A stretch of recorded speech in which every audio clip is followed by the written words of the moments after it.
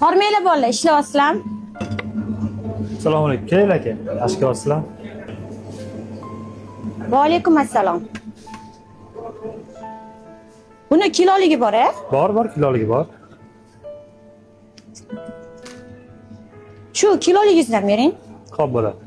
Aka, yana nimalardan qilib bering? Qizil iklarimiz bor, qora iklarimiz bor, syomga barovlarimiz bor Norvegiyadan kelgan, sirlarimiz bor bu yoqda Angliyadan kelgan, yaxshi sirlar. Nimalardan tortib bering aka yana? Yo'q, kerak emas. Undan ko'ra ajiba xurmoyingiz bilan italyanskiy siringizdan 1 kilo bering. Xo'p bo'ladi. Shuncha yerga gapirsam, xotini javob beradi yana. Mana yogurtni qarang, Belgiyadan kelibdi. Mana bu germanskiy kofe ekan. Ha, mana bu tillodan shkolant. O'tgan safar uydagilar olib borgandim, og'izlarida qoldi. Buni tarafda hammasi Yevropadan kelgan shkolantlar. U pushtisi bilan mana qizili zo'r ekan. Olib borgan, uydagilar mazza qilib yeyishadi. Bu oilam, qara, damak hozir ekan xotini. Damak hozir degani nima? Endi uyda xotin xo'jayin bo'ladi, shunaqa damak hozir deyiladi.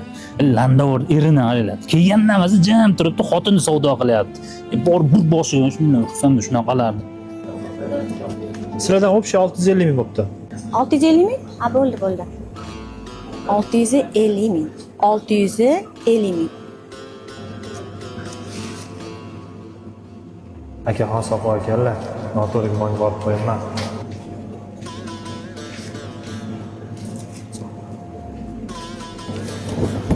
Rahmat, yaxshi ishlaylar. O'rdak go'shtidan gurdinka bilan kolbasa chiqdi. Buni nop ko'raylikmi, ha?